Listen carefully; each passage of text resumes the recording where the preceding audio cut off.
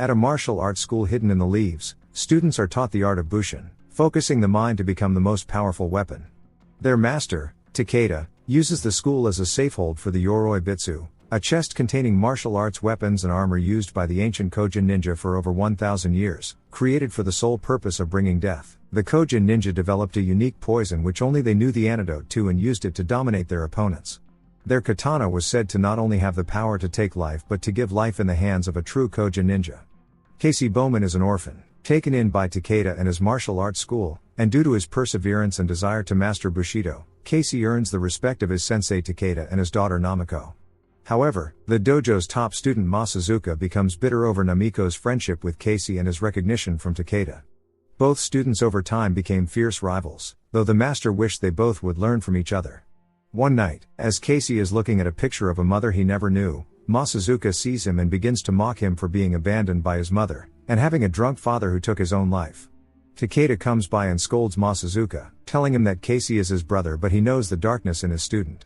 One day, Takeda arranges a duel between Casey and Masazuka, who has been waiting for the chance to run this gringo's fade. The two face off, trading powerful blows, even smashing their wooden katanas. However, Masazuka begins to punch and kick Casey, throwing him down. The students try to restrain him, but Takeda, consumed by rage, uses a real katana to attack and gets slashed under the eye by Casey. Right there and then, Takeda reprimands his student for breaking the dojo code and expels him from the school. Masazuka reacts in disbelief like he didn't just try to cancel Casey's life subscription. He wanted to become the next leader of the school but now has to fend for himself. In New York City some time later, we see the Walmart Illuminati, calling themselves the Ring, initiating a new member into their cult, branding him with their mark. In Russia, we see a Russian politician, announcing the plan to lay a new oil pipeline. As they head inside to confirm the deal, a masked ninja is perched on the roof. The men are meeting to confirm the deal when suddenly they are attacked. The men try to fire at the shadowy figure but they are easily killed and decapitated by the masked man. He swiftly escapes and contacts his employer who turns out to be the Ring, who watch the news and see the reports of the assassination and celebrate. Back at the dojo, a large function is being held for the announcing of the new leader of the school. Just then, Masazuka shows up dressed in some slick clothing. He announces that he is the new leader and will claim the Yoroi Bitsu, but Takeda scolds him for being a common assassin and nothing more. Masazuka warns Takeda that he will regret his decision, and reminds Casey of his wound before leaving. Later, Takeda meets with 4 of his students including Casey and Namiko, giving them the mission to take the Yoroi Bitsu to New York, to Takeda's old friend named Professor Garrison. The 4 take the flight to New York, and meet up with the professor, confirming their arrival with Takeda, who solemnly tells his daughter that no matter what happens next he always loved her. The professor leads the team to the vault. Meanwhile Masazuka is at home, preparing for his upcoming battle. The professor is entertaining the team to a meal and he asks Casey about his history. Casey explains that his father was in the Marines and his family moved to Japan, but his mother ditched their ass and his father went looking for milk over a cliff, and legend says he's still looking. Meanwhile, Namiko is looking shocked like he hasn't told her this story 100 times to riz her up. That night, the students and senseis are patrolling the dojo compound when they come under attack from Masazuka in full gear. An alarm is raised and the students mobilize, but Masazuka's sword skills are impeccable and in no time all the men lay dead. He then walks in on Takeda who is ready for the smoke. Takeda is faster and stronger, even pulling his killing blows, not wanting to kill his pupil. This enrages Masazuka who cuts all the candles, then disappears into the darkness. Takeda calms himself and prepares for the attack, but Masazuka instead fires multiple poisonous darts, one of which hits Takeda in the neck. Masazuka then reveals himself, showing his teacher the only antidote. He demands that his master accept him, but when Takeda tells him that he regrets creating him, Masazuka beheads his master. He then sees a call coming in from Paul Garrison and knows where the Yoroi Bitsu has been taken. He contacts the leader of the Ring, Temple, asking him to do a job for him. Casey goes to the address of his mother, but learns that she passed away a few months ago. He returns and breaks the news to Namiko, when suddenly a figure enters the apartment and kills Professor Garrison. Men rush into the room and the students jump into action, with only Casey being of much use as the other 2 are soon killed. He fights one man and sees the brand on his chest, before quickly disposing of the others. Only he and Namiko are left and they escape the room before more men enter looking for them. Meanwhile Masazuka learns that the flights to New York are all booked out, but then he sees a man looking similar to him joining the boarding line and concocts a plan. He uses a needle to knock the man out before stealing his boarding pass and using Superman's disguise to get through. Casey and Namiko run through the pouring rain to a motel, and get a room where a couple has just done banging in. He thinks he's a genius and takes Namiko into the showers to get her warm. Namiko, however, is still in shock from the attack, realizing that Masazuka probably knows where they are, and she worries about her father. Casey with the Riz holds her even closer. Later, the cops are going over the scene of the crime, and Detective Traxler spots Casey and Namiko's IDs.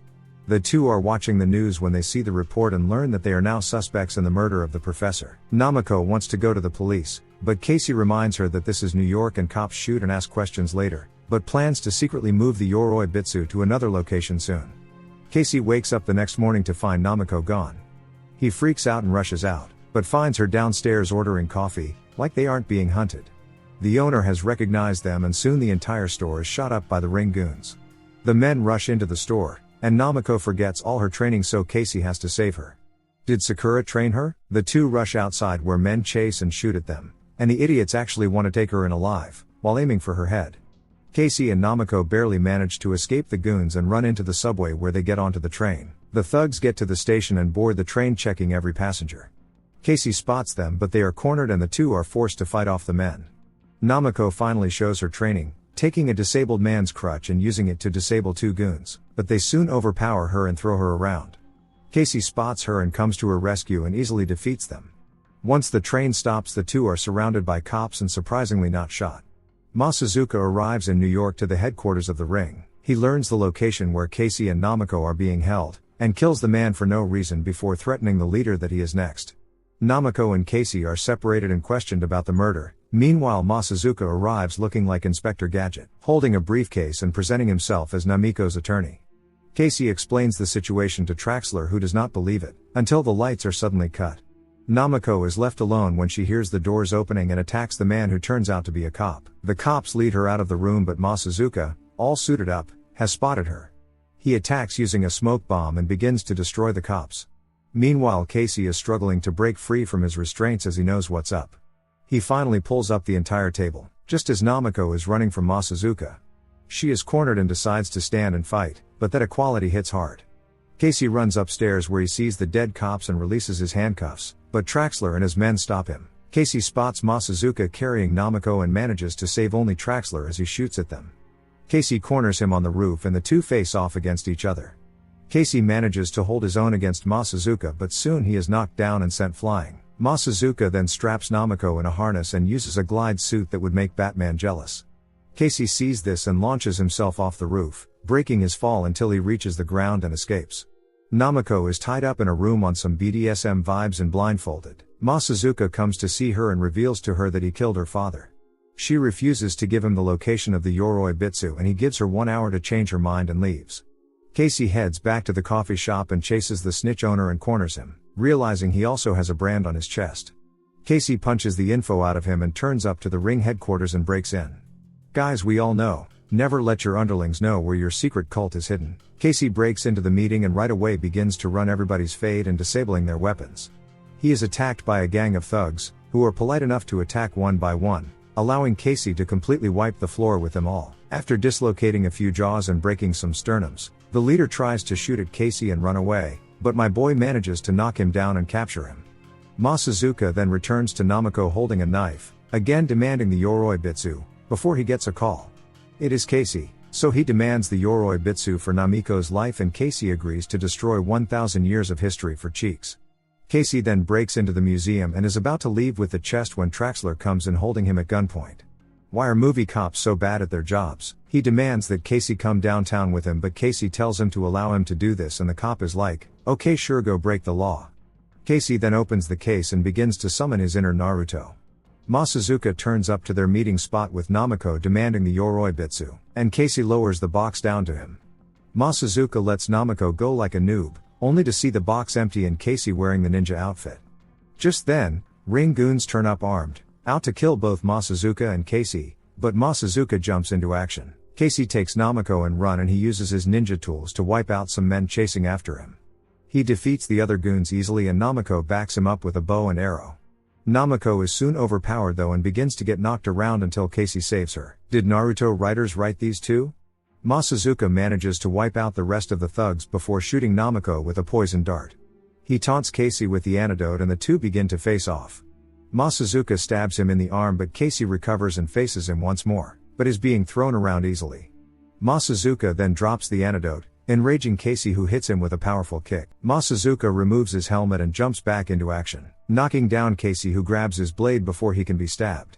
Just then the cops come over in a helicopter demanding that they surrender, and Masazuka uses the dust to disappear. Casey closes his eyes, which, if he opened them he probably would see where the dude went, but he calms himself and manages to dodge Masazuka's attack and impale him with his sword. He then rushes to Namiko who is almost dead and breaks down in tears. He confesses that he loves her, like we didn't see that coming. He then remembers his master's words about the katana and its power to give life also. He picks up the katana and removes a slot in the hilt to reveal a small antidote, like what if it was a different poison? Well, it's the same poison and Namiko is healed and the two share a kiss. As they leave, they see Masazuka struggling to get to his feet and Casey puts Namiko down. In the ultimate Riz move, Casey avenges Namiko's father right before her eyes. After the fight, Casey is met by Traxler, who hands them both passports and tells them to go back where they came from. Hey, that's racist. Casey and Namiko return home and bury her father before taking up his role as the new leader. Remember to turn on notifications, so you can watch more movie recaps like this. Thanks for watching.